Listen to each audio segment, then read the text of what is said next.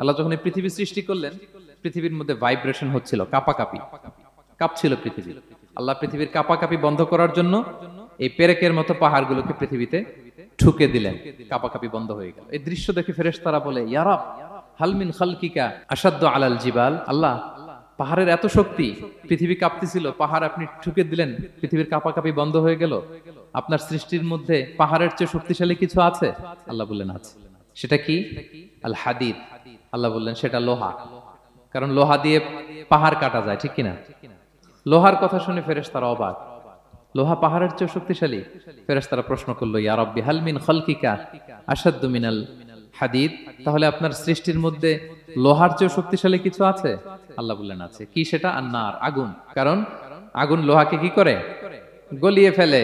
ফেরেশতারা শুধু অবাকই হচ্ছে।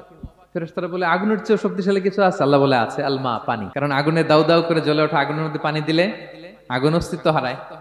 ফেরেশতারা শুধু অবাকই হচ্ছে। তারা বলে তাহলে পানির চেয়ে শক্তিশালী কিছু আছে? আল্লাহ বলেন আছে। আর রিহ, বাতাস। কারণ বাতাস পানিকে একদিক থেকে আরেক দিকে নিয়ে যায়। জলের মধ্যে বায়ুর উচ্ছ্বাস লাগলে জলোচ্ছ্বাস তৈরি হয়, ঠিক কি না? ফেরেশতারা আবার অবাক হয়ে বলে তাহলে বাতাসের চেয়ে শক্তিশালী কিছু আছে? আল্লাহ বললেন আছে। সেটা কি?